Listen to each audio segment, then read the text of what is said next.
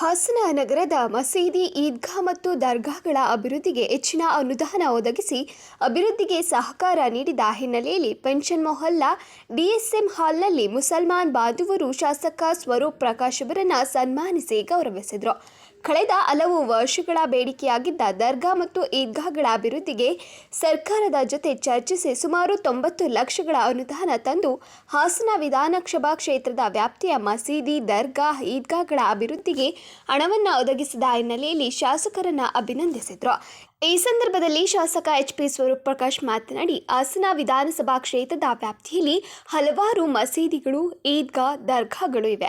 ಮುಸಲ್ಮಾನರು ಧಾರ್ಮಿಕ ಕೇಂದ್ರಗಳ ಅಭಿವೃದ್ಧಿಗೆ ಸರ್ಕಾರದ ಅನುದಾನದ ಜೊತೆ ಶಾಸಕರ ಅನುದಾನವನ್ನು ನೀಡಿ ಅವರ ಕ್ಷೇಮ ಅಭಿವೃದ್ಧಿಯ ಕೆಲಸ ಮಾಡಲಾಗ್ತಿದೆ ಅಂತ ತಿಳಿಸಿದರು.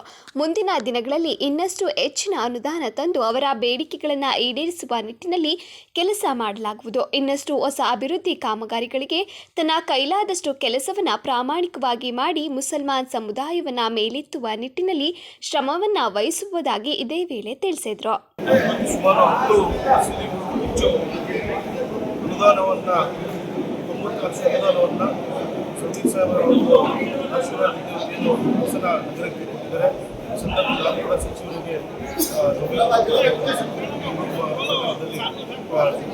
ಅಭಿನಂದನೆಗಳನ್ನ ಧನ್ಯವಾದಗಳನ್ನು ತಿಳಿಸಲಾಗ್ತಿದೆ. ನಮ್ಮ ಮುಸಲ್ಮಾನ್ ಬಾಂಧವರು ಅದೇ ರೀತಿ ನನ್ನ ಶಾಸಕ ಕೂಡ 20 ಲಕ್ಷ ಉಪ ಮಸೀದಿ, ಹಲವಾರು ಮಸೀದಿಗಳು, ಹಲವಾರು ಮಸೀದಿ ಕಾಮಗಾರಿಗಳಿದೆ. ಹಾಗಾಗಿ ಎಲ್ಲ ಮುಸಲ್ಮಾನ್ ಬಾಂಧವರಿಗೆ ನಾನು ಕೂಡ ಅಭಿನಂದನೆ ತಿಳಿಸಿ ಏನೇನು ಕೆಲಸಗಳಾಗಬೇಕಾಗಿದೆ ಅವರ ಬೇಡಿಕೆಗಳನ್ನು ಕೇಳ್ಪಟ್ಟೆ. ಕಬ್ರಸ್ತಾನ್ ವಿಚಾರವಾಗಿ ಅವರಿಗೆ ಬಹಳಷ್ಟು ಅವಶ್ಯಕತೆ ಇದೆ.